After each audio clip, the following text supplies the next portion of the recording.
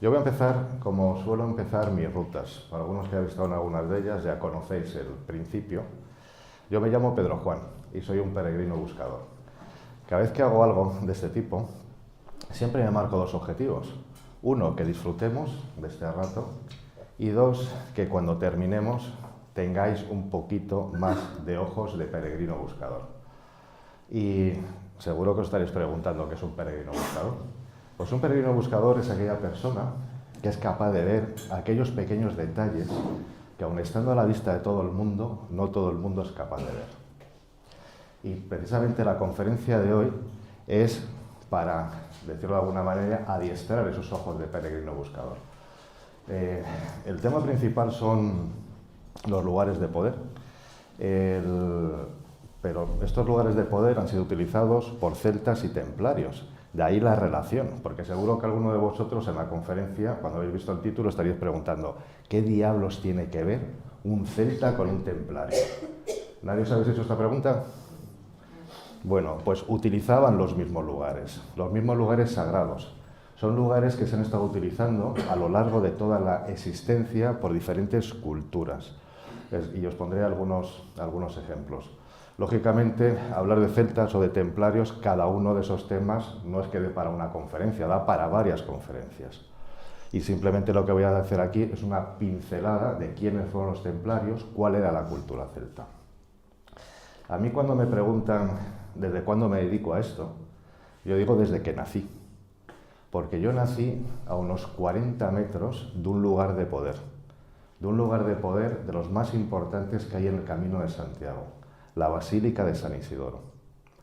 Y desde entonces hasta hace relativamente poco tiempo, unos cuantos años para acá, yo lo que hacía, salía de viaje y decía, voy a cazar ermitas.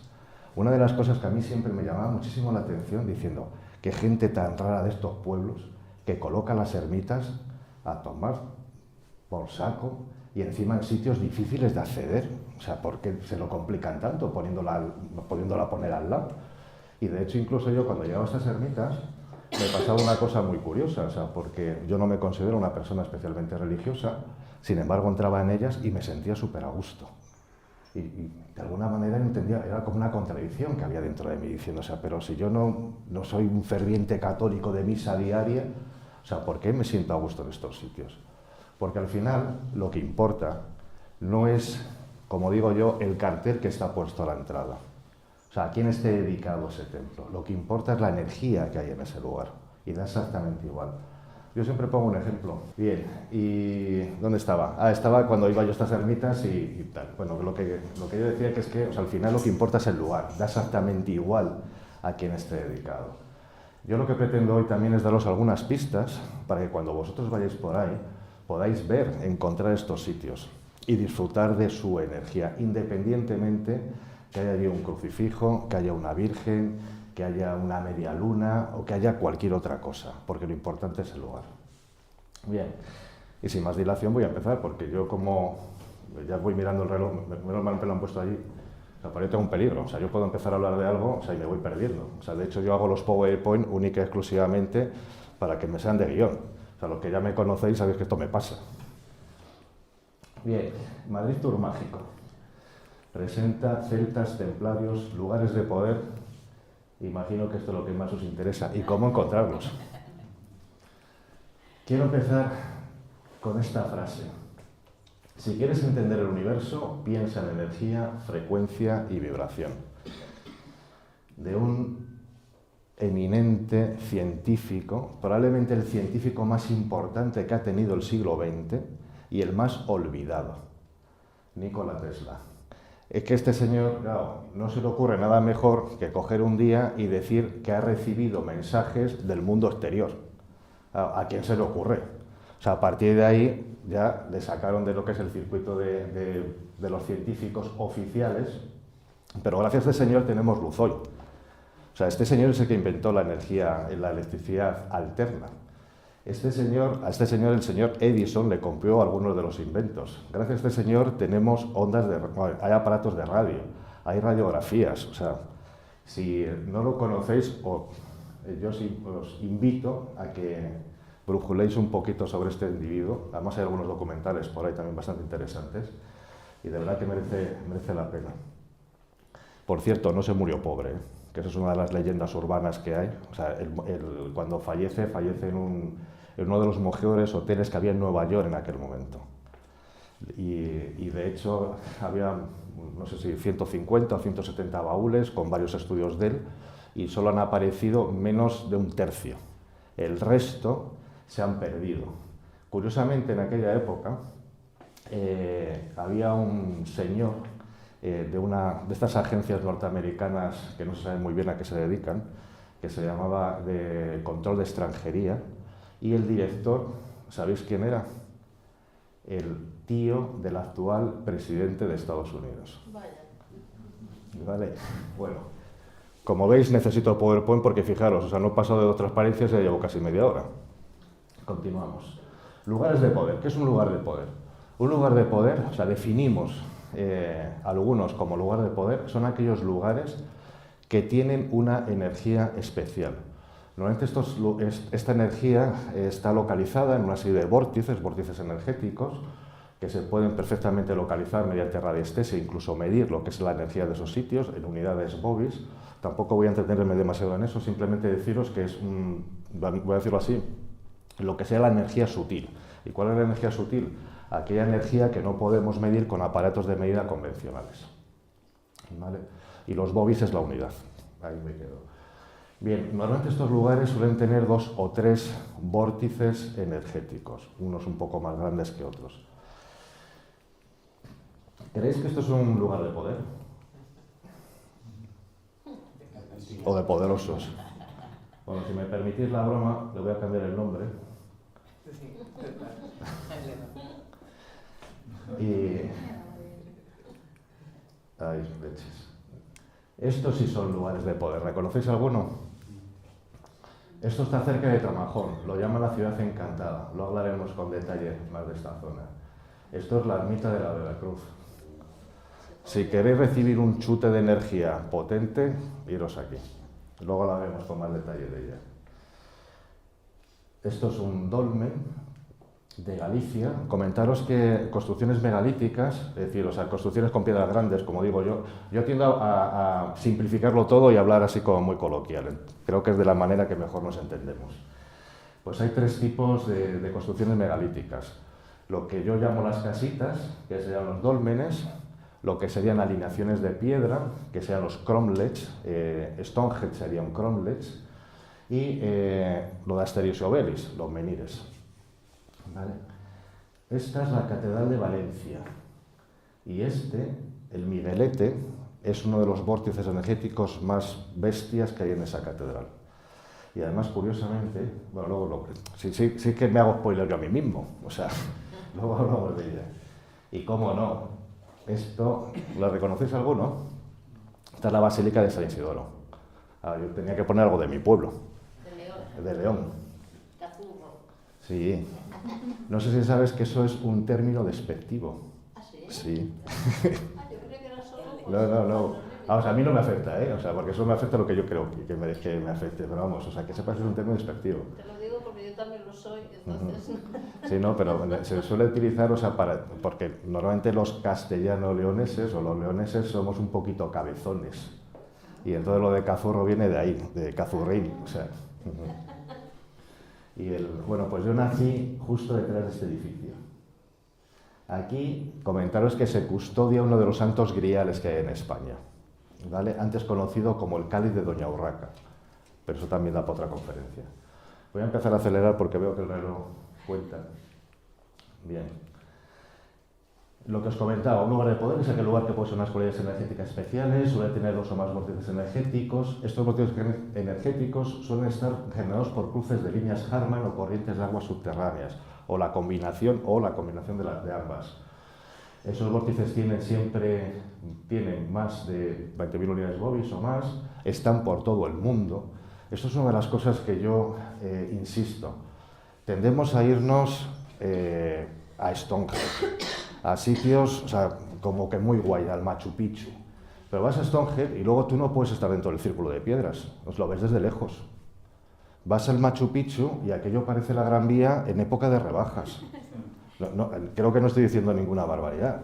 Y además de haberte costado una pasta el viaje hasta allí.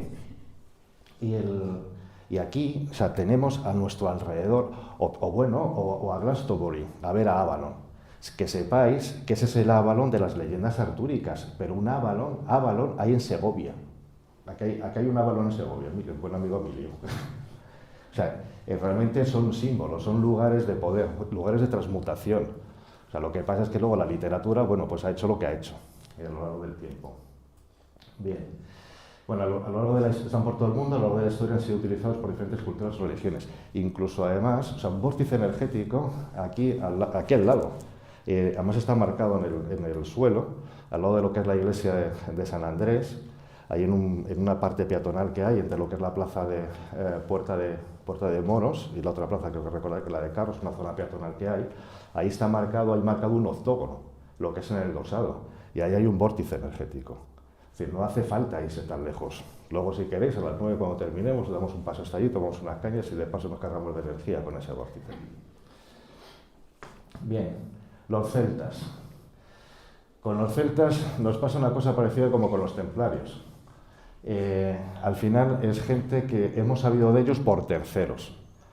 Es decir, ellos no tenían escritura escrita, la única escritura que utilizaban eran símbolos, que solo estaba permitido a los druidas utilizarla, y lo que nos ha llegado de ellos ha sido o bien a través de lo que escribieron los romanos, que no escribieron precisamente lindezas, o sea, porque aunque fueron aliados en un momento, luego acabaron siendo enemigos, y también por lo que es la literatura de las leyendas, sobre todo de la zona de Irlanda.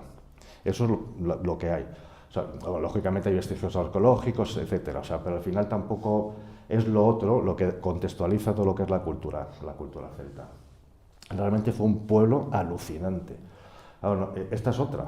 Tendemos a pensar, bueno, en los mayas, en los aztecas, como que guays, ¿no? O sea, pero es que los celtas eran exactamente igual que ellos.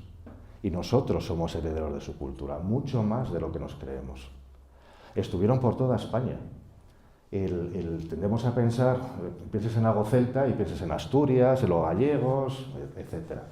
O sea, ahí, digamos, se ha conservado mejor lo que es la cultura celta porque fue una de las zonas menos romanizadas. Pero no es aquí en Madrid tuvimos a los carpetanos, ahí en Ávila los betones. O sea, estuvieron por toda España. Yo no suelo utilizar el término celtíbero, porque eso es como si llamásemos a los peruanos que viven ahora en España peruñoles. Pues al final eran celtas que vivían en Iberia. ¿Qué más da celtíberos que otra cosa? Porque la cultura además era exactamente similar. Yo me los imagino así. Aquí de mi generación seguro que hay más de uno y que hemos leído, si no todos, algunos de los cómics de los buenos Asterix y Obelix. Curiosamente, este cómic tiene bastante simbología. ¿Qué es lo que les daba el poder a estos señores? La marmita de la poción mágica. Eso es un símbolo.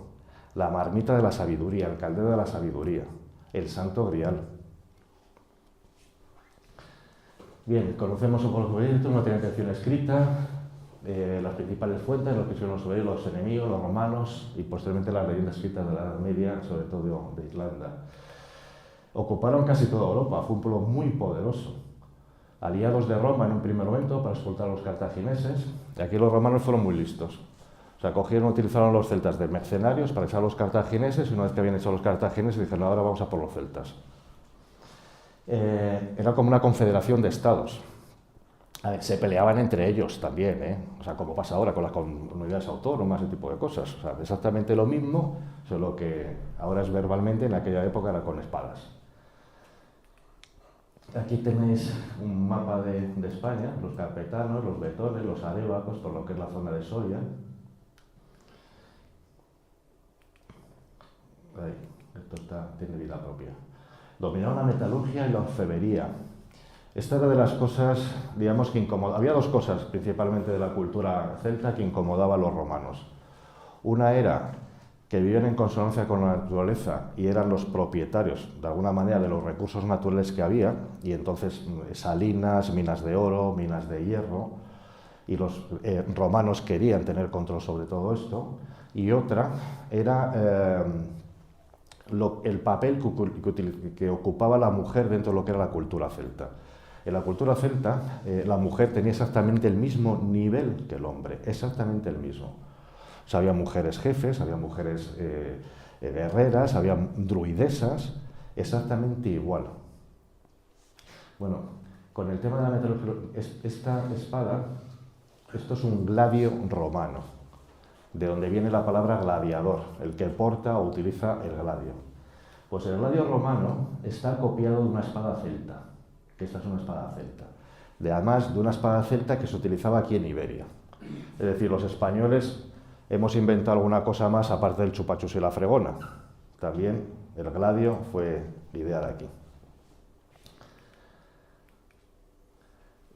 Sociedad matriarcal. En el panteón celta había más diosas que dioses. De hecho, para que un rey fuese considerado rey, tenía que ser una diosa la que tenía que darle el visto bueno, por decirlo de una forma simple. En la familia, la que asignaba la dote era la hermana mayor de la familia. Claro, todo este tipo de cosas a los romanos les incomodaba muchísimo, o sea, porque el papel de la mujer en la cultura romana era justo todo el contrario. De hecho, hoy todavía en nuestra sociedad occidental se sufre ese concepto que había de la mujer en todo lo que es la sociedad. Los druidas, siempre pensamos en un druida, pues un tipo más bien estilizado, con barbita blanca, en Gandalf, por ejemplo, o en alguno de estos. Pero eran los poseedores de los custodios de todo lo que es la cultura celta. Eran sacerdotes, eran consejeros, eran los maestros de lo que es la aristocracia celta. Tenían más poder que los reyes o jefes. Había un conjunto de druidas, que eran una asamblea de druidas, que eran los que daban el beneplácito a las decisiones. O sea, luego los reyes luego iban por detrás. O sea, pero el consejo de los celtas, el de los druidas, el que tenía que darles el visto bueno. Eran los custodios de la región de la cultura celta. Esto lo sabían muy bien los romanos, porque lo primero que hicieron fue cargarse a todos los druidas. Sabían que con el que se cargaban los druidas se terminaban con esa cultura, y así lo hicieron. Una religión animista, las religiones animistas se piensa que todo tiene un alma, los árboles tienen alma, las piedras tienen alma, etc. ¿Alguien reconoce esto? La silla de Felipe II. Sí, es un altar celta betón. Además reconocido ya por lo que es la historia ortodoxa. A ver, yo soy muy heterodoxo con respecto a la historia. Bien, realizaron sus ritos en lugares especialmente energéticos. Más. Ahí. Quiero resaltar lo de los tres mundos, o sea, porque dentro de su cosmogonía había tres mundos. El Teriskel tenía muchos significados, uno de ellos era el significado de los tres mundos, el inframundo, pero no penséis en el inframundo con un concepto judío-católico, sino como el mundo de las ánimas, el mundo de los muertos, o sea, otra dimensión. Representado por las raíces del árbol. Luego estaría el mundo terrenal, que digamos sería el tronco del árbol, que entre otras cosas lo que hace es unir el mundo de los dioses, que son las ramas, con el inframundo o el mundo de los muertos. Bien, esto es una cruz celta. Fijaros qué curioso. Hasta se parecen. Yo esto la verdad, cuando me di cuenta, dije yo, no sé, qué curioso que se parezca la cruz templaria a la cruz celta y que además hayan sido los templarios, con ayuda de los maestros constructores, los Hars, los herederos, los hijos de los Ansares, los que tenían los conocimientos ancestrales para saber construir en lugares sagrados. Es que toda esa parte también da para otra conferencia, O sea, una pincelada, que además trabajaron fueron los templarios los que colocaron esos templos en forma de iglesias en los lugares sagrados celtas, y fijaros lo que he dicho, esos templos con forma de iglesias. Y que encima además las cruces se parezcan. Curioso, ¿verdad? ¿Será casualidad? Los templarios. Bien. Digo fuf porque ¿qué os cuento de los templarios? O sea, porque realmente daría para toda una conferencia y aquí lo único que voy a hacer es unas pinceladas y un poco lo que es la historia, un recorrido de ellos y remarcando un poco más la parte esotérica con S de los templarios. Porque en la parte exotérica con X, los templarios eran, eso lo he conocido por todos, monjes, guerreros que custodiaban los santos lugares y a los peregrinos. Vale.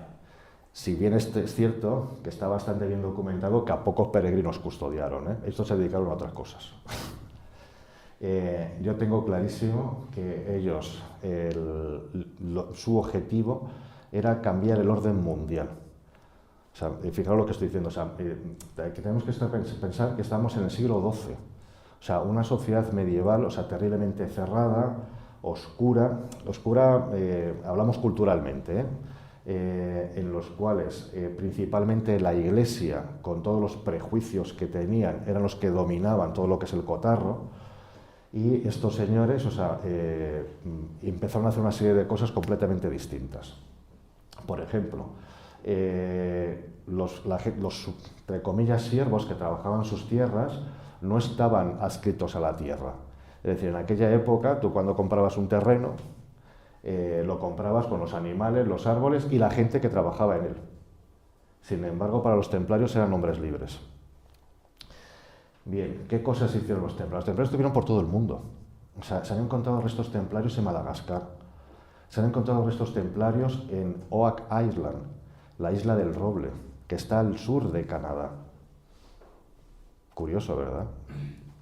Yo bueno, una de las cosas que yo siempre digo, que el descubrimiento de América por Cristóbal Colón, ahí Cristóbal Colón e Isabel la Católica lo que hicieron fue inventar el marketing. Esa fue una de las operaciones de marketing más bestias que ha habido a lo largo de la historia. Sí, o sea, porque estaba más que descubierto, se sabían perfectamente a dónde iban. Hay jeroglíficos egipcios con mazorcas de Madrid. Que esa es otra. En Australia hay jeroglíficos egipcios. O sea, que no hay, en la historia, o sea, los historiadores, hay dos tendencias. Una que la llaman la aislacionista, es decir, estas culturas se desarrollaron de forma aislada y nunca se comunicaron, pero hoy se están dando cuenta de que esta gente, a ver, sí, se movía más despacio que nos movemos ahora nosotros, porque no tenían avión, o sea, pero sí se movían y se trasladaban y transmitían entre ellos conocimientos. Bien, los templarios inventaron el cajero automático. Exactamente un documento o unos documentos parecidos a lo que llamaríamos hoy cheques de viaje. Yo lo digo el cajero automático. Imaginaos que queréis hacer el Camino de Santiago y salís de París. Claro, en aquella época llevar efectivo en el bolsillo pues era bastante peligroso por aquellos caminos de Dios. Y entonces tú lo que hacías, ibas a la casa templaria, en el caso de la que vives en París, y tú depositabas allí tu dinero y a cambio te daban ellos un documento encriptado porque se sabe que utilizaban criptografía digamos, con tu saldo. Y entonces tú ibas andando. ¿Y qué? Llegabas, por ejemplo, a Jaca y te necesitabas otra vez efectivo, te acercabas a la encomienda templaria y decías, bueno, es que vengo a hacer líquido mi cheque. Y entonces te daban lo que tú quisieses en efectivo y la otra parte, digamos, del saldo que te quedaba. Por eso digo que inventaron el cajero automático. Y bueno, y podría seguir hablando así de algunas cosas genéricas de los templarios bastante más tiempo, pero quiero meterme ya con la historia de los templarios, porque quiero darle más importancia a lo que es la última parte de la presentación, que es precisamente lo de los lugares de poder. Bien, el nombre, que llamamos templarios, realmente son los pobres caballeros de Cristo del Templo de Salomón. Este es el sello de Salomón. Hay muchas interpretaciones, la general es que, bueno, que como eran pobres, por eso tenían que ir dos en un caballo. También comentaros, probablemente este escudo se ve de forma monocromática, pero cuando se ve en color, cuando se representaba en color, el caballo era de color blanco. Cuando alguno de estos personajes va montado sobre un caballo blanco, el significado es que domina la cábala o cabalá. ¿De qué color es el caballo de Santiago? Otro día haré una presentación sobre todo lo que es el Camino de Santiago y lo que realmente es y lo que significa. Bueno, eso también es otra buena operación de marketing, lo del Camino de Santiago. Bien, continuemos con estos señores. El primer templario fue un noblecillo. O sea, a ver, no es que no le dé importancia a este señor, que fue muy importante que Hugo de Pais, pero de todo lo que era la nobleza que había en aquel momento en Francia, este señor era, repito, lo digo del cariño, era de medio pelo, es decir, o sea, de una familia que no era muy allá, encima era un segundón, es decir, o sea, que tampoco era un personaje tan importante para ser el fundador de una orden, de la orden militar más importante que ha habido a lo largo de la historia. O sea, luego veremos por qué ocurre esto. Bueno, pues este señor, esto va con otros 8 caballeros, es decir, 9 caballeros, que por cierto, una de las interpretaciones que hay de la cruz patada es que Hugo de Pais sería el del centro y los otros 8 caballeros son cada una de las esquinas. No sé si veáis esta cosa curiosa. Bien, pues estos 9 caballeros están durante 9 años, bueno, llegan a Jerusalén, hablan con el rey Balduino I, que era el que había en aquel momento, y les asigna, les cede para que puedan alojarse las ruinas de lo que era el Templo de Salomón. Templo de Salomón que, por cierto, fue construido por un demonio. Eso no sé si lo sabíais. Un demonio que Salomón era capaz de dominar con el sello que tenía. Pero vamos, eso también es para otra conferencia. También es otro personaje. Realmente el rey Salomón es el que coloca al pueblo egipcio en el mapa. O sea, hasta entonces, perdón, egipcio, a los israelitas. Hasta entonces los israelitas, otros más de los que había por allí. Y además yo tengo una teoría que es que eran egipcios. Los israelitas eran egipcios. Pero vamos, eso es una de mis fricadas, que la dejo también para otro día. Veis que os estoy calentando para otras conferencias, ¿eh?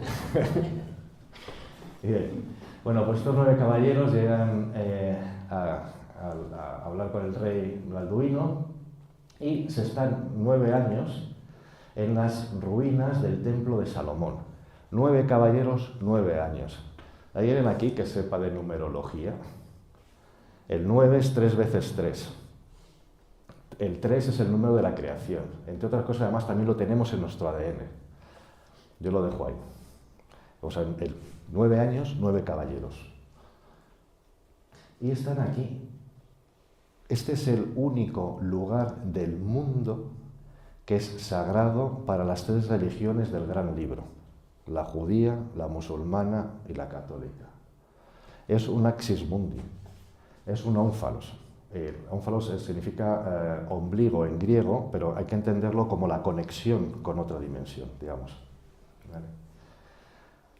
Aquí, fijaros ya, os doy varias pistas, tiene forma de octógono. Que algunos historiadores en templos que luego otras iglesias que se han ido construyendo con estas formas dicen que era por imitación. A ver, perdone usted, o sea, con todos mis respetos. Imitar unos cristianos una construcción de un templo musulmán, o sea, que no tiene como ninguna lógica. O sea, si han luego construido templos octogonales será por otra cosa, pero no porque imitasen una mezquita. Aquí en este sitio, que tenemos ahí, esa es la cúpula de la roca, y aquí lo que hay es una roca. Pero es que en esta roca han pasado muchas cosas. ¿Os suena un tal Jacob? La escalera de Jacob. Bueno, parece ser, según cuenta la Biblia, que estaba Jacob un día durmiendo, entre duerme-vela, y estaba durmiendo aquí. Y entonces ve como unos seres luminosos, él interpreta que son ángeles, suben y bajan por una escalera. Hay quien dice que aquí hay una puerta dimensional. Este es uno de los lugares donde más avistamientos de ovnis hay. Esto se ha dicho de paso también. Aquí, ¿qué más cosas pasaron? Aquí estuvo el árbol del pecado original, el manzano por el cual ahora pasamos frío y calor, este tipo de cosas, porque si no hubiese pecado original, se supone que no tendríamos ningún problema de estos. Árbol que se tala para construir el templo de Salomón y cuya madera luego se utiliza para crucificar a Jesucristo y se transforma en el lignum crucis. Aquí también el caballo de Alá, desde aquí Alá hizo un viaje al cielo en un caballo, y a que no adivináis de qué color era el caballo. Blanco. Veo que estáis escuchando. Bien, pues aquí estuvieron esos 9 caballeros durante 9 años y nadie sabe qué es lo que hicieron. No hay documentación de nada. Lo que sí se sabe es que a partir de ahí es cuando nace la orden, con todo su poder. Salen de aquí y van a ver a este señor, Bernard de Clairvaux, Bernardo de Claraval, San Bernardo, un personaje también muy curioso, tenía más poder incluso que el propio Papa. O sea, este también estuvo enredado con el tema de los cátaros, etcétera, etcétera. Oficialmente es el que dicta lo que es la orden, o sea, la regla en la que se basan los templarios. Pero hay un detalle poco conocido, que es que Hugo de Payns era familiar de este señor. Era una especie de sobrino nieto. Y esto no deja de ser una elucubración mía. Para mí, que todo el invento de los templarios nace de la cabeza de este señor y utiliza las herramientas que tiene a su alrededor. Bien, continuemos con nuestra historia. Bueno, aquí viene la lista de los maestres templarios. Si brujuláis por internet podréis encontrar diferentes tipos de listas. Las hay con 23, que esta es como la más reconocida. Luego pongo el resto. Pero podéis encontrar con 25, con 27, o sea, ahí depende un poco del historiador. O sea, porque como os decía, con los templarios pasa algo parecido como con los celtas. La documentación que hay es escasa. Y entonces, sobre todo, es como consecuencia de los procesos inquisitoriales. Es decir, o sea, volvemos a tener el mismo problema con los celtas. Es decir, o sea, entre comillas, fueron sus enemigos los que escribieron sobre ellos. Y de hecho, para la historia oficial, prácticamente no existieron los templarios. Aquí en España, o sea, fueron imprescindibles para la Reconquista. En el estado de Portugal, que fue el único que no los persiguió absolutamente para nada, realmente se crea con los templarios. Y fijaros que la historia, o sea, yo recuerdo de pequeño, cuando estudiaba historia y esas cosas, o sea, lo de los templarios no aparecía por ningún lado. O sea, era una cosa... Era como un cuento, ¿verdad? Sí, ¿verdad? De hecho, están casi, se olvidan prácticamente hasta lo que es la época del romanticismo, que les mola todas las cosas antiguas, es cuando que además también hay muchas fábulas, muchas leyendas y demás. Bien, os he querido poner algunos escudos de algunos de ellos. Este fue el de Hugo de Payns, y luego el resto lo que utilizaba era la cruz patada más la casa a la que pertenecía. Fijaros las fechas en las que estuvieron, entre comillas, gobernando. Cortas, ¿verdad? Prácticamente todos, creo que son solamente 2 o 3, que murieron de causa natural, murieron el resto en el campo de batalla como consecuencia de las heridas de la batalla. Más, pues así hasta 23. Y el último que tenemos es Jacques de Molay, que es este señor. Yo este señor he leído de todo, o sea, que también fue un gran maestre, o sea, que fue y también por otro lado que fue un señor taimado y que por eso también les pasó lo que les pasó. Yo estoy completamente convencido de que los templarios sabían perfectamente que iban a por ellos y se dejaron apresar. Porque de hecho los apresan a todos, pero lo que es, entre comillas, el tesoro de los templarios o documentación de los templarios no cogen absolutamente nada. Está claro que sabían. Si los pillan completamente de sorpresa, sí que los hubiesen dejado en ropa interior. Bueno, pues Jacques de Molay, que ya terminó con los templarios. Bueno, aquí tenemos uno de los reyes más infames, Felipe IV, el Hermoso. Lo llaman uno de los padres de la actual Francia, pero vamos, era un conspirador. O sea, y en connivencia con este papa, Clemente V, un papa títere. De hecho, es el único momento en toda la historia de la Iglesia Católica que la sede de la Iglesia Católica no está en Roma. Aquí estuvo en Orleans. O sea, la trasladó el amigo este para tenerlo más cerca y poderlo mangonear mejor. Y entre estos dos fueron los que se cargaron los templarios, con la disculpa de sus tesoros, bueno, etc. Bien, comentaros que... Este es el día de la ejecución de Jacques de Molay. A Jacques de Molay lo tuvieron 7 años preso torturándolo, hasta que, vamos, el día que lo quemaron, seguro que se alegró. Dijo, por fin termina mi suplicio. Bueno, pues ahí en ese gesto lo que está haciendo, está maldiciendo tanto al rey como al papa. Y les dice, antes de 1 año me seguiréis. Y así fue. Murió el rey y murió el papa.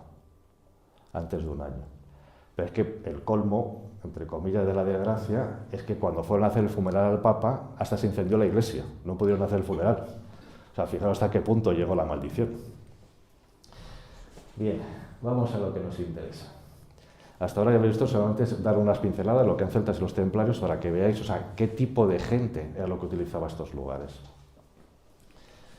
Bien, identificando estos lugares, una de las formas es porque lo que yo llamo el apellido de las vírgenes. A mí siempre me había llamado muchísimo la atención la cantidad de vírgenes que tenemos en España. O sea, es que las tenemos de todos los colores, negras, blancas, amarillas, o sea, con un nombre más largo, con nombres más cortos. Bueno, pues en el apellido de estas vírgenes ya nos dan pistas sobre qué es lo que está pasando aquí. Esta es la ermita de la Virgen de los Enebrales en Tamajón. Entonces, el día que la sacan de procesión, bueno, la iglesia esta ermita, esta es del siglo XVII, pero se sabe que había otra anterior sobre el siglo XII, que es cuando realmente se hacen estos lugares de poder. Bien, fijaos lo que tenemos aquí. Esto es la Virgen y esto es el enebro. ¿Qué estamos venerando aquí? Cualquier cosa menos la Virgen, bueno, lo tengo clarísimo. Pero fijaros que además, o sea, cogen por un manto muy largo como para disimular, pero realmente, o sea, es más grande el enebro que la Virgen. Bien, os cuento por qué está esa ermita ahí, la leyenda de la cristianización de ese lugar. Pues cuenta la leyenda que el párroco de Tamajón se dirigía a oficiar misa al pueblo vecino y se sintió cansado. Comentaros que esta ermita está como mucho a 2 kilómetros de Tamajón, es decir, o sea, no debía tener mucha costumbre el párroco de andar, cuando a los 2 kilómetros se sintió ya cansado. Y estando apoyado sobre un enebro, se le aparece una serpiente con la intención de atacarle. Entonces él se encomienda a la Virgen y la Virgen apacigua a la serpiente y él se salva. Eso es lo que nos cuenta por qué han hecho esa iglesia allí, por qué estamos adorando, por qué existe esa Virgen de los Enebrales. Bien, ¿os acordáis de esta que poníamos al principio? Esto lo llaman la ciudad encantada, que no es la de Cuenca, está justo a la salida de Tamajón. O sea, todos los lugares de poder de los celtas, de estos lugares, siempre hay una naturaleza distinta y hay agua. O sea, son las dos cosas que son, digamos, comunes siempre. Otra cosa es que ahora cuando vayamos nosotros, los arroyos ya estén secos o se hayan desviado los cauces, etc. Pero en su día siempre había agua. Bueno, primero tenemos esto.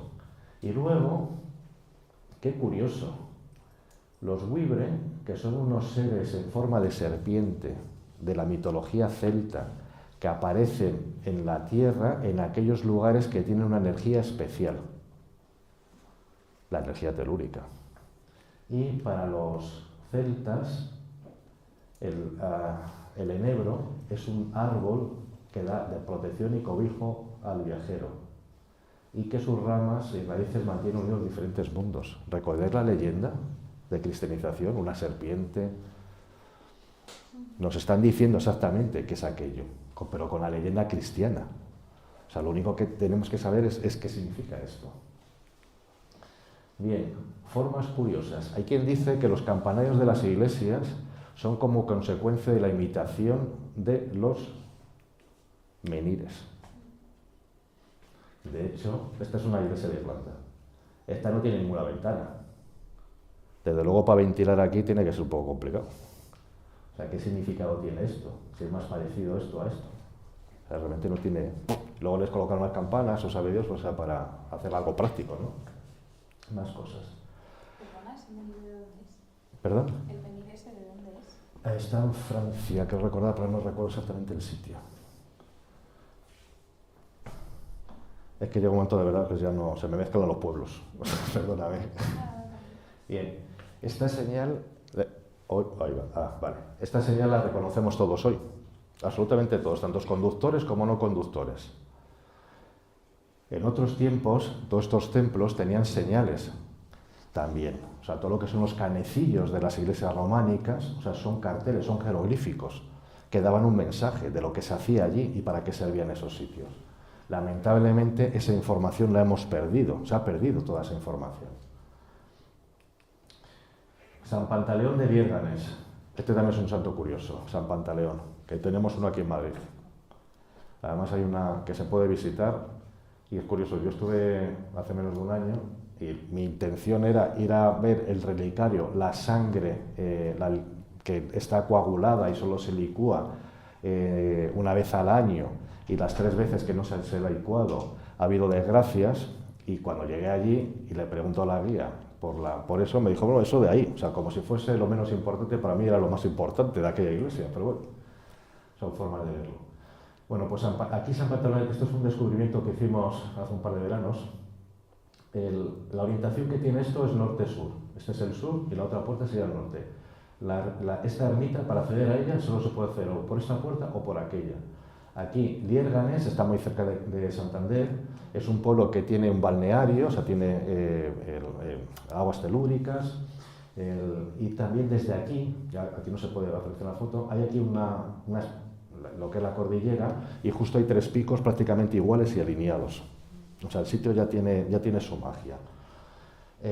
Bueno, como os comentaba, esta es la torre por la que se accede. Bueno, pues cuando accedes por aquí, nada más entrar como a esta altura, miras al techo y ¿qué ves?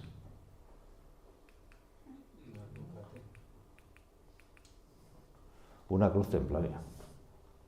¿Saben? Eso no es estética, eso no estaría ahí de adorno. O sea, es que además, o sea, te rompes el cuello para verla. Tienes que ponerte así. Lo que está marcando es el vórtice energético. Os puedo asegurar, o sea, que ahí te colocas, o sea, y notas la energía. Y ahí estuvimos midiendo los bobbies que había y no recuerdo ya si eran 24.000, 23.000, o sea, no recuerdo, o sea, pero por encima de 20.000. Ahí había uno de los vórtices energéticos. Están marcados. Lo único que tenemos que conocer son las señales. Bien, esto está en las Merindades, que es la zona que está entre el País Vasco y Burgos. Aquí vas por un valle y de repente la carretera, o sea, esta foto está hecha más o menos desde la carretera que va por aquí, y de repente te encuentras este mamotreto que además desde lejos parece como un menhir tumbado.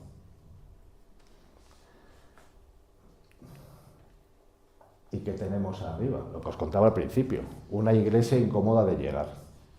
Porque ya verás tú, o sea, aquí os puedo asegurar que el camino, además el día que estuvimos allí, hacía un viento espantoso, o sea, era tremendo lo que hacía allí. Y hay que subir por aquí, pipi, o sea, con el coche lo puedes dejar más o menos por aquí, pero luego tienes otro tramo bastante incómodo hasta que llegas a lo que es la ermita. San Pantaleón también, de losa, en este caso. Esta es la portada, la entrada a San Pantaleón. Curiosa. Tenemos aquí un paisano con un saco. Lo de paisano muy de León. Aquí con un saco y aquí esta cosa rara. Es un atlante y eso es la energía. El atlante que trae en el saco la sabiduría.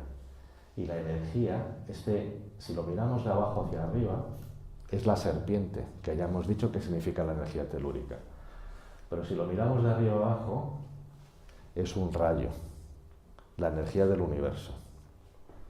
Y cuando uno da la vueltecita alrededor de la ermita, nos encontramos, voy para atrás para que lo veáis bien, un canecillo, que es este. Ahora no quiere salir. Que es un señor con un paño tapándose la boca y los oídos. Esto, el significado que tiene es, aquí se cuentan secretos, aquí lo que se hace aquí no se puede contar fuera de este lugar. Yo os lo dejo ahí para que cuando vayáis a una iglesia seguro que vuestra imaginación va a ser mucho más desbordante que ha sido hasta ahora. Y dejarla, porque seguro que acertáis. Bien, esto no está en España, lo que pasa es que sí he querido ponerlo porque esto ya es la repera. O sea, es el octógono de los octógonos. O sea, un octógono es una figura que se utiliza, se llama octógono radiante, que se utiliza para lo que es la potenciar la energía. Esto está en Italia, es un castillo templario, pero fijaros, un octógono dentro de otro octógono y luego 8 torres octogonales. Pero es que además, si observamos el camino, es como si hiciese una especie de espiral para llegar. Que también una espiral es un recorrido, un camino de transmutación. Yo esto es de los que tengo en la lista para ir a ver, O sea, porque aunque lo llaman castillo, o sea, yo creo que esto era cualquier otra cosa menos un castillo, o sea, no, porque así como defensivamente tampoco le veo demasiada lógica. Aparte se pueden hacer cosas mucho más fáciles de hacer que esto, porque esto es más difícil de hacer que una cosa cuadrada. Más, ya volvemos con a España. Este es el Miguelete. Otra cosa curiosa, fijaros, el campanario fuera de la iglesia, además ahí como pegado, o sea, otra cosa rara. Y además, o sea, tiene una forma, es un octógono, a mí me recuerda más a un menhir, a la bestia que otra cosa. Arriba tiene otro octógono sobre el que está la campana. Yo he estado ahí arriba pero yo pago al paisano que hay ahí abajo, que yo creo que ese lo colocaron el día que hicieron la catedral y sigue allí, o sea, porque debe tener como 1000 años. Y notas la energía. Y además, otra de las cosas curiosas es que el acceso que tiene por una puertecita aquí en lateral, justo según accedes hay una especie de patiejo, y ¿qué es lo que tenemos allí? Un pozo con agua. Y a ese señor yo le pregunté, oye, ¿este pozo de cuándo es? Dice, este lleva aquí toda la vida. O sea, recordar, o sea, claro, todo esto está muy desfigurado, o sea, siempre hay agua cerca de estos lugares. Más. Bien, ahora nos vamos fuera de España. Esto fue un sitio que descubrimos en mayo del año pasado. Esto es Marrakech, los jardines de la Menara. ¿Alguien ha estado por allí? Sí. Bueno, pues como por aquí, más o menos, tenemos esto. Un octógono, un menhir y agua. El punto energético del sitio. Nos lo están marcando también. Lo utilizaban todas las culturas, lo estaba contando al principio. Bien, veo que voy bastante bien de tiempo. Qué ilusión me hace. Voy a poder hasta contestar preguntas y todo. Bien, Ermita de la Veracruz. Este es uno de mis lugares preferidos. Es que está en la caña, esta ermita.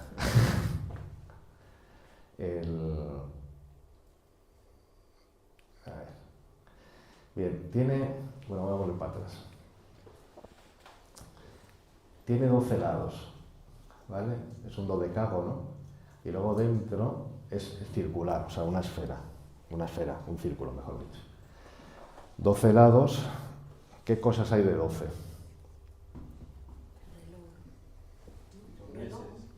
Los meses, el horóscopo, los apóstoles, los meses,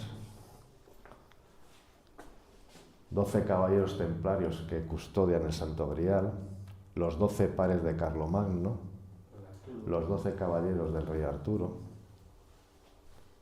Casualidad. Y además es múltiplo de 3. Es 4 veces 3, 12.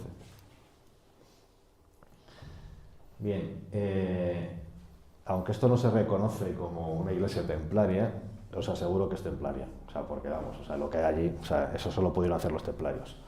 Además, estas iglesias siempre hay una cosa muy curiosa. Yo digo, si fuesen para oficiar misa, están mal hechas. Sí, porque no son cómodas, o sea, está el altar por un lado, luego el espacio por otro, es decir, o sea, no, o sea, esto es otra cosa, o sea, esto no es una iglesia, es otra cosa.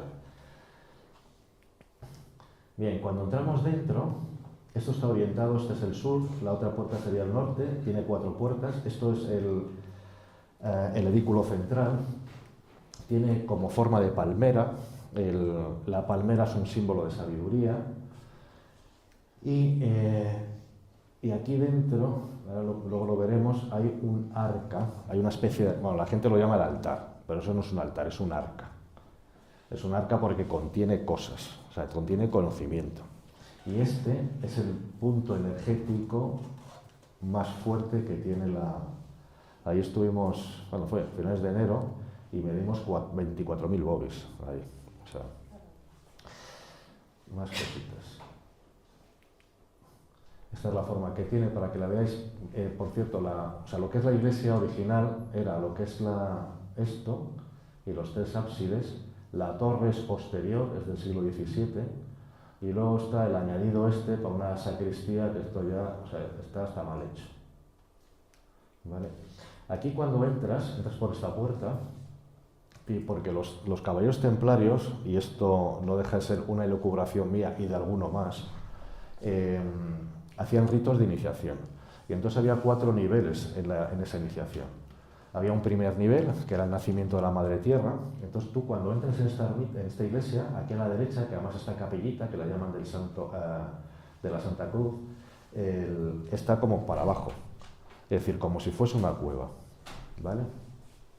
Luego había un segundo rito, que probablemente se haría alrededor de lo que es el edículo principal.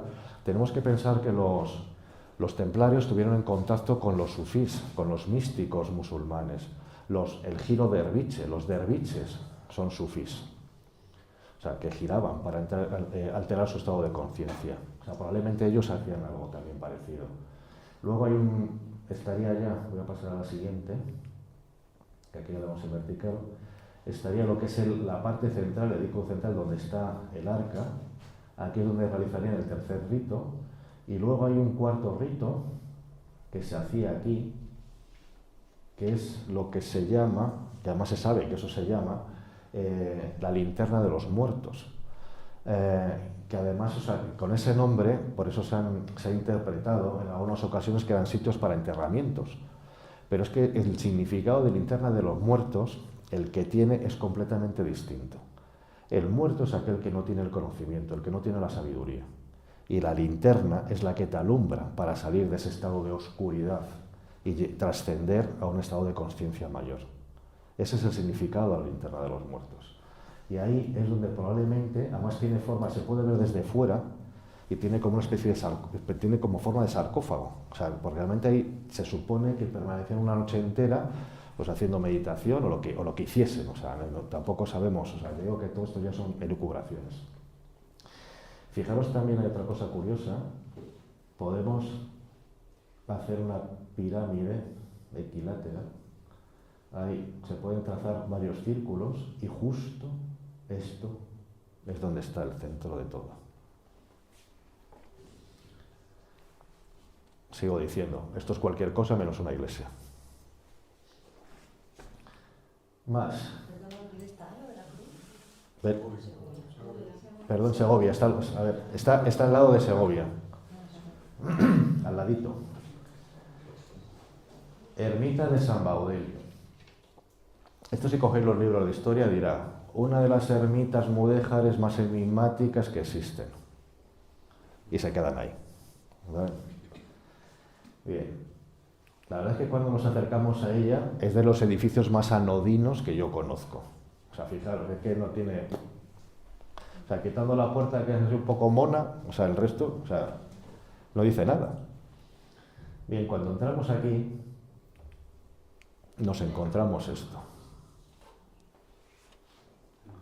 Y eso, que en los años 70, no, fue anterior, a finales de los 60, porque, a ver, esas ermitas, tanto la de la Veracruz como esta, han sido establos.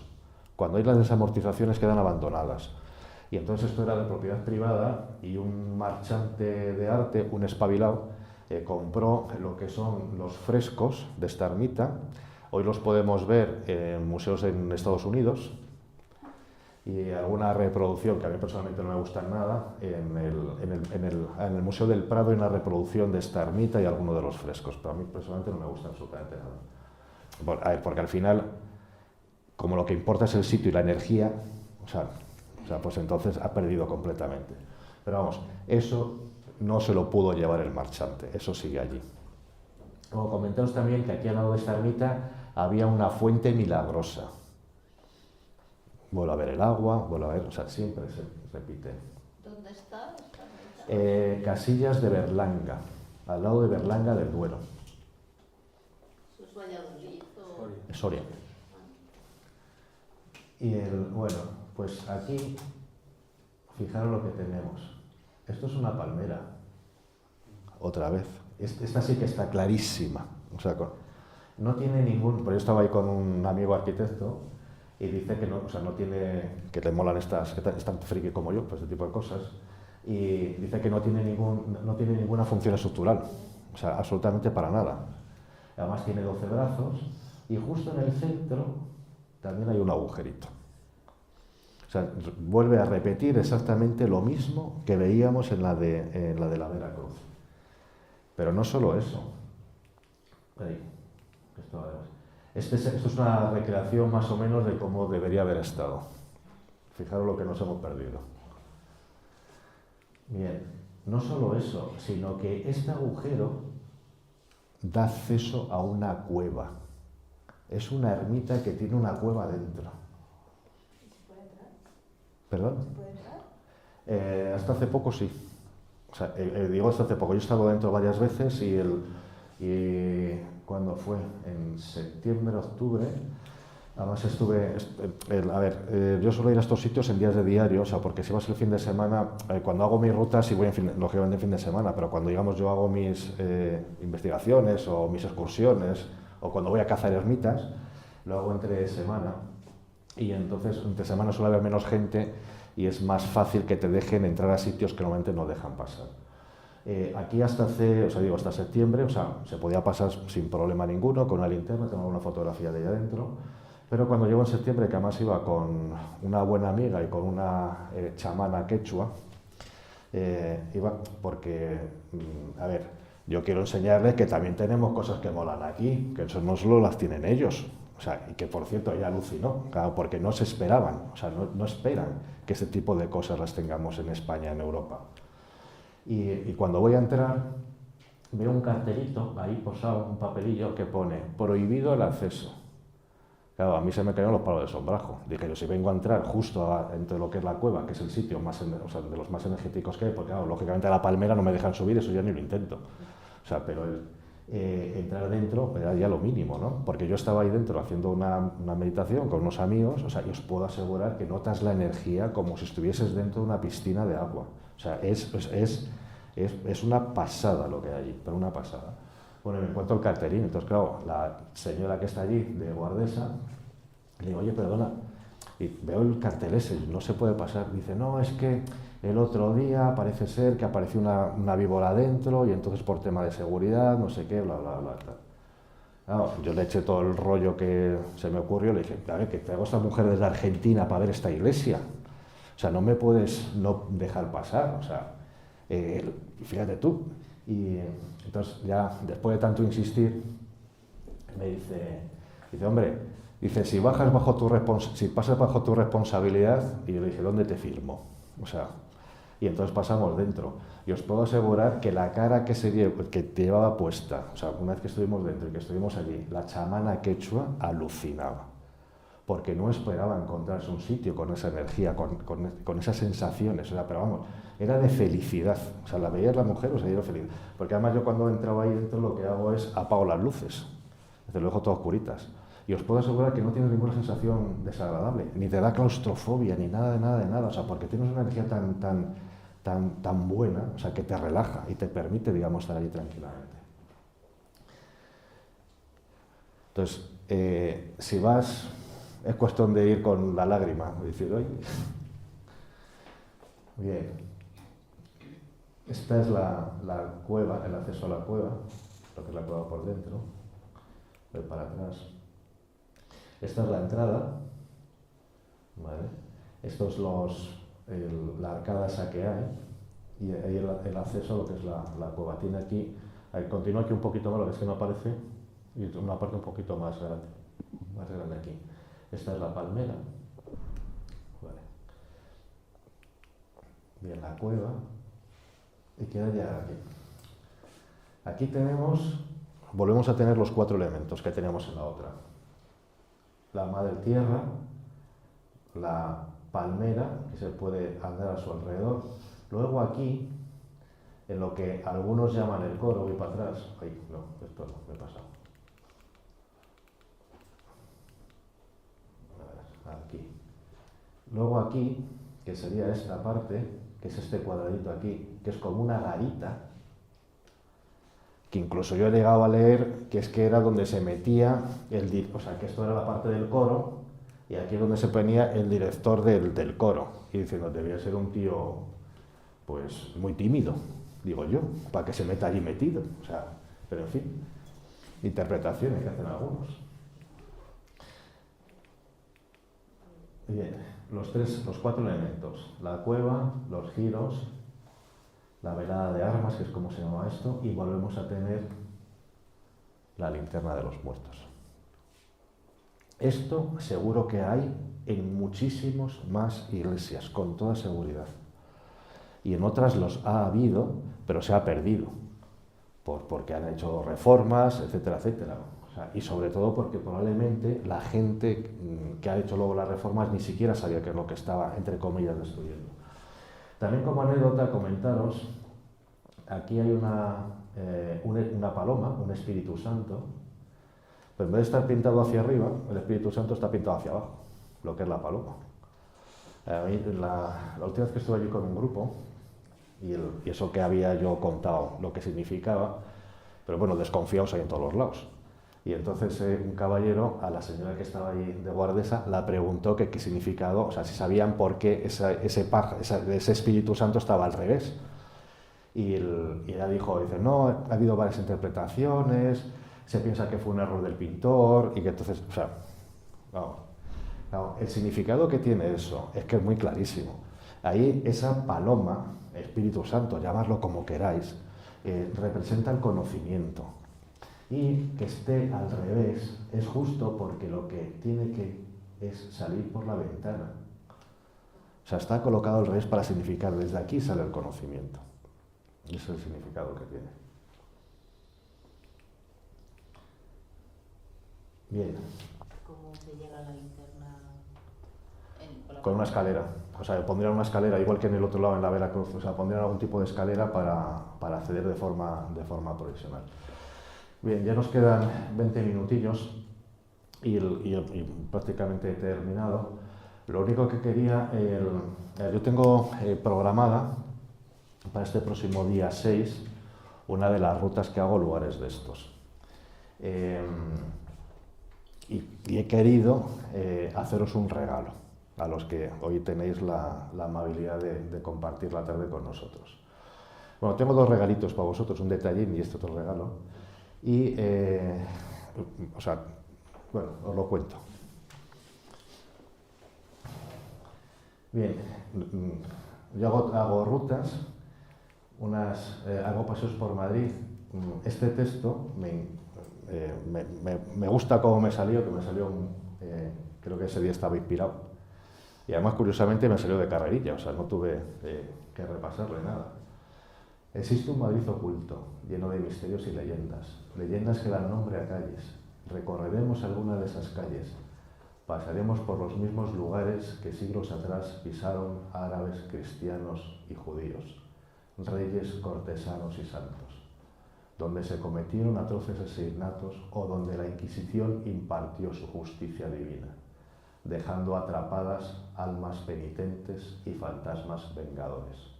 Un paseo por ese Madrid antiguo, olvidado de muchos, pero aún recordado por algunos. Un paseo que no te dejará indiferente. Un paseo que hará que después de esta experiencia nunca vuelvas a ver Madrid igual. Me quedó bien, ¿no? Vale. Yo es que me he quedado sin abuela, entonces... Y de vez en cuando saco el ego a pasear, como podéis observar. Que no es malo, a ver, el ego hace falta. Otra cosa es cuando se desboca, pero el ego hace falta. O sea que vas a sacar la paloma por la ventana. Sí. Bien, hay una de rutas aparte de la web, y tengo y claro, siempre te comento, o sea, hay tres rutas, hay una que es las huellas de Cintas Arébacos, rincones de leyenda por tierras segovianas, Aquí visitamos el Avalon que tenemos en Segovia, que tenemos un Avalon en Segovia y no le damos valor. Es que los españoles somos así. Es igual que si yo os digo que en Albacete tenemos pirámides, claro, pero da mucho más glamour ir a Egipto o ir a Bosnia. Claro, dice, no, es que están las pirámides de Albacete. O sea, que, vamos, eso socialmente no queda como bien, ¿no? O sea, que dice yo Albacete, pirámides, pues ir a allá. ¿Dónde está? Era el pueblo de Boludo, Bolillo, Bonete. Además hay restos de célticos por ahí también, ¿eh? Hay un yacimiento arqueológico. Bien, y luego tengo esta, la del el cañón del río Lobos. La ermita de San Bartolomé de Ucero, eso es un templo solar.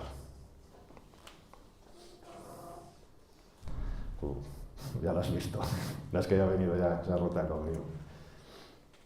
Y es que, o sea, tiene cosas muy raras aquello. Claro, pero cuando empiezas a escarbar dices, ahora me encaja todo.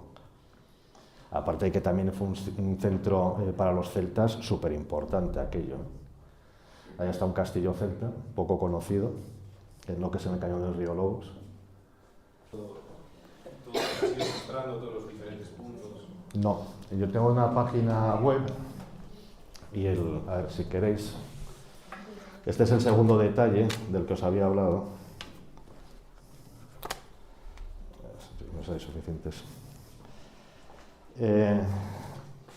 Esto es la muralla cristiana de Madrid, ¿vale? Es una postalilla. A mí cuando alguien me dice, ¿tienes tarjeta de visita? Digo, sí, y doy esta. Digo, porque esta sé que no se pierde. Y aquí por detrás está el texto del que me siento tan orgulloso. Y tenéis aquí datos de contacto y mi página web. En la página web lo único que tengo es alguna información sobre las rutas y demás. O sea, toda esta información que suelo dar yo en conferencias no suelo publicarla. Lo que pasa es que, bueno, luego también están los amigos de divulgadores de misterios. Bueno, si queréis. ¿Otra pregunta fácil? ¿Por qué se llaman lugares de poder? ¿Por qué la palabra poder? Muy buena pregunta. ¿Por qué? Pues yo creo que realmente es un eufemismo. Lo que se trata es de darle importancia al lugar. O sea, porque realmente es, o sea, poder, o sea, porque es un lugar donde tú te empoderas, tomas poder, tomas conciencia de lo que realmente eres, que somos pura energía y que somos muy poderosos, cada uno como individualidad. Otra cosa es lo que tratan de adoctrinarnos desde que nacemos, pero realmente todos somos poderosos. Imagino que lo de lugares de poder viene por aquí, o sea, porque es un sitio donde tú te empoderas. ¿Tener poder sobre qué? La palabra poder significa tener poder sobre algo. Sobre ti mismo. Sobre ti mismo. Sí, ¿te parece poco? Si fuésemos capaces de controlar nuestras emociones, o sea, tú imagínate, o sea, que fuésemos capaces de controlar nuestras emociones. Más poder que ese, a mí no se me ocurre. Como pienso que la energía tiene cualidad, la energía pura, nosotros somos energía, pero con una cualidad. No somos la energía del universo, estamos en este planeta. Y tenemos la energía de este planeta y estamos en consonancia con la naturaleza, o deberíamos estar. Sí, pero entonces tenemos una cualidad, una energía que tiene una cualidad, que la conforma, que la forma y la conforma. No es energía pura. Uf, entramos ahí en metafísica. Ese es el problema. A ver, porque claro, la energía, ¿qué es la energía? Definamos la energía, porque claro, ahí ya entramos en energía pura, energía impura. Al principio ha aparecido la frase de Nikola Tesla. De Tesla, de que vibración, etcétera, etcétera. Eso está muy bien, pero eso es nada más que una pura teoría, que todavía se está dilucidando. La teoría de las cuerdas, las supercuerdas, no sé qué. Sí, son modelos matemáticos. Pero eso todavía está dilucidando con ello. No deja de ser una teoría que algún día se pueda demostrar, pues, científicamente, con el método científico, pues se podrá saber algo más. Pero en principio a mí lo que me dice la intuición es que yo sí que soy energía, tengo una energía, pero tiene una cualidad, está formada y conformada por conocimientos, por mentalmente, espiritualmente, físicamente. Si me permites. Sí, sí, sí. No, o sea, que yo esto, ahí tenemos, nos quedan 10 minutos. O sea, yo aprendo todos los días, ¿eh? No es... Creo que va acorde con lo que te quiero preguntar. Me gusta tu pregunta porque ¿qué es un lugar de poder, no? A mí me has vislumbrado algo y es que, bueno, cada uno tiene su energía y cada uno la tiene, digamos, en un grado, ¿no? Supongo que hay lugares donde se te activa o se te despierta algo. Y me has hecho como un clic, es que estos templarios, ¿no?, que están asociados con los celtas, que a lo mejor están más en relación con la naturaleza y con los procesos cíclicos de la vida, y esto es el camino de la vida, ¿no? Y que buscasen ese espacio que energéticamente algo pasaba, ¿no? Y que hagan un edificio contenedor donde tú haces un recorrido para que tú esa energía la vayas captando a medida que lo recorres, como un laberinto, ¿no? Digamos. Sí, sí, es un camino de crecimiento. La percepción, algo sucede, ¿no?, en ese recorrido.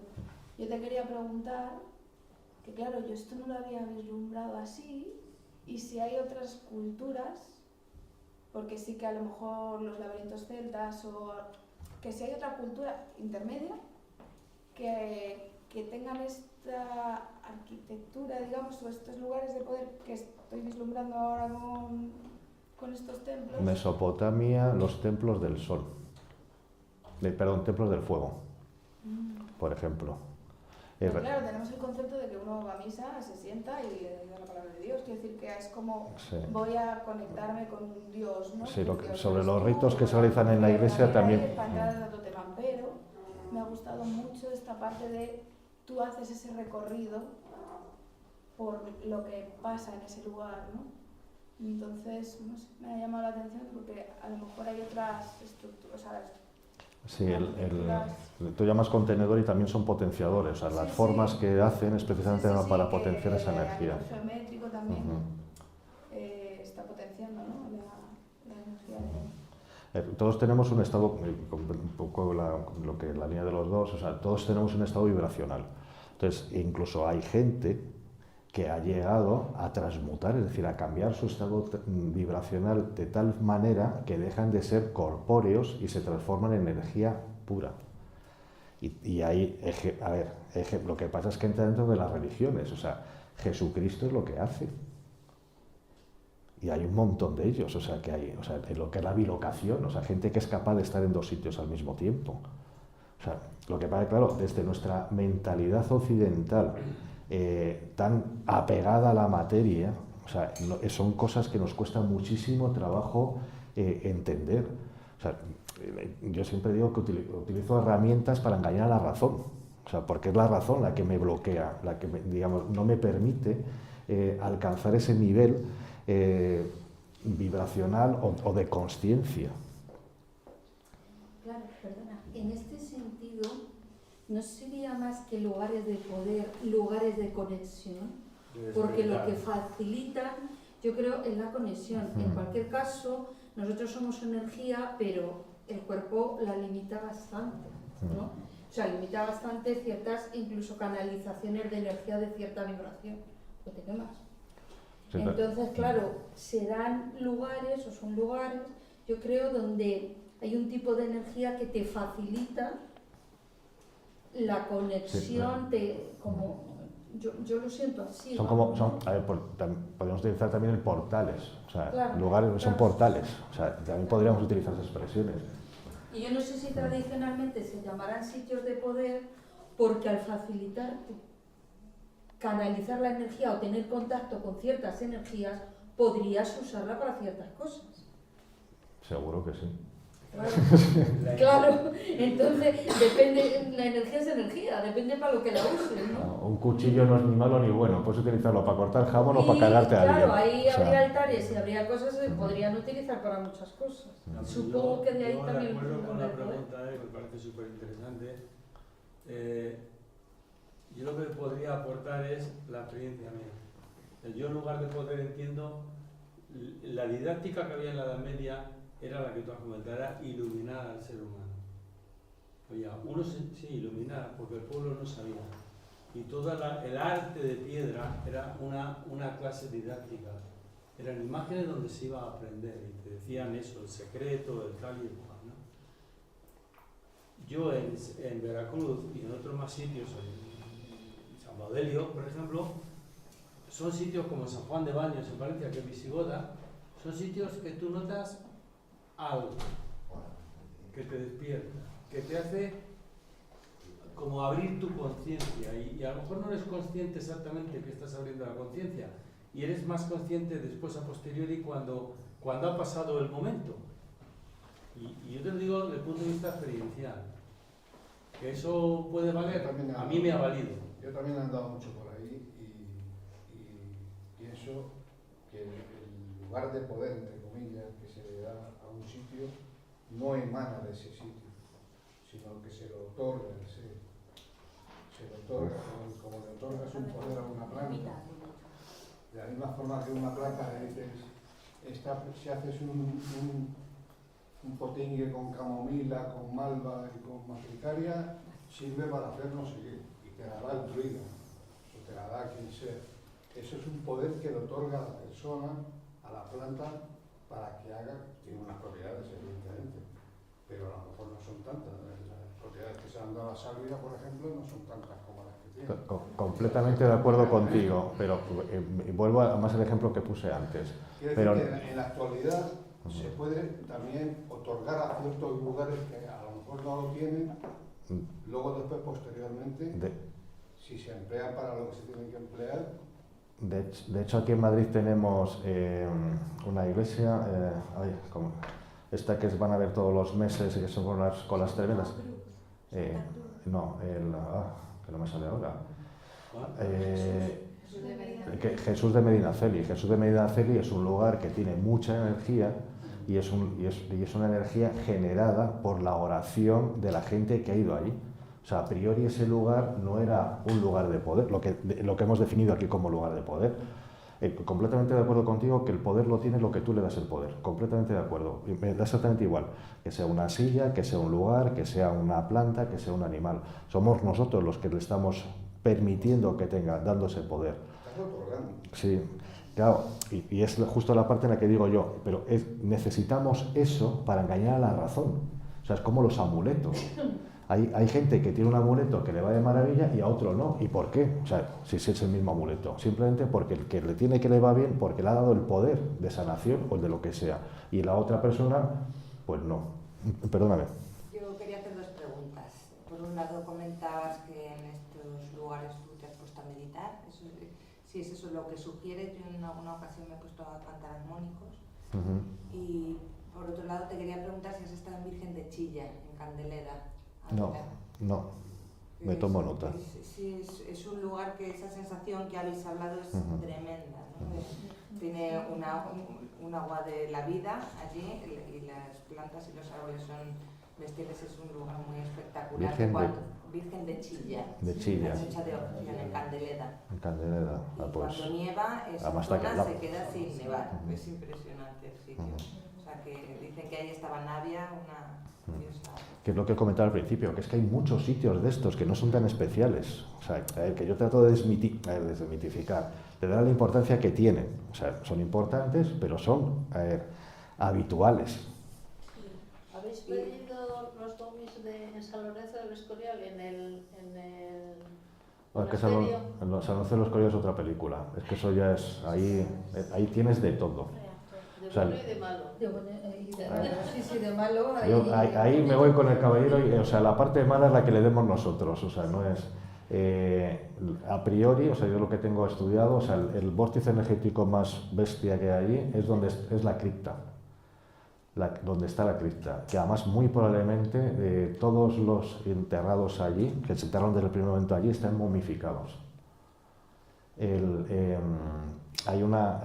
Estos vórtices, otra de las cosas que sirven es para desecar la carne, o sea, para momificar, o sea, deshidratan y de esa manera se quedan. O sea, muchos de los santos que hoy vemos por ahí, como si... o sea, ¿entendéis? Aunque me explique fatal. Es porque los colocaban en esos lugares porque sabían que aquello lo iba digamos, a conservar. Hay una anécdota muy curiosa que nunca me acuerdo cómo se llama este puñetero palacio, que está ahí en la calle en Princesa, nada más empezar Princesa, de Liria, Palacio de Liria. Hay una, el Linares, el de Liria, Liria. Sí, de la casa de Alba. Y con esto ya termino, que estamos ya en hora, a no ser que alguien quiera hablar alguna pregunta. Bueno, pues hay una anécdota de que dicen que para decidir dónde construían ese palacio, repartieron trozos de carne por diferentes partes de Madrid para ver, y donde no se pudrió la carne fue justo ahí, y por eso construyeron ahí el palacio. Por eso te preguntaba si sugieres qué hacer en un lugar. Sí, pero también hay que, esto es como tomar el sol o tomar vino. O sea, cuando estás en estos sitios que son vórtices energéticos, o sea, puede ser un vórtice energético bueno, pero si lo tienes debajo de tu cama lo llamaríamos geopatía. O sea, tiene la dualidad de este mundo. O sea, vivimos en un mundo dual, la dualidad de este mundo. O sea, y conviene estar un rato, pero tampoco pasarte. De hecho, mi pareja, que está ahí al final, lo puede comentar, o sea, hay muchos de estos sitios que principalmente la energía que se dice utilizada es masculina, y ella se pilla unos colocones impresionantes, o sea, mareos, náuseas, cuando estás demasiado tiempo. O sea, muy bien, pues muchas gracias por vuestra asistencia.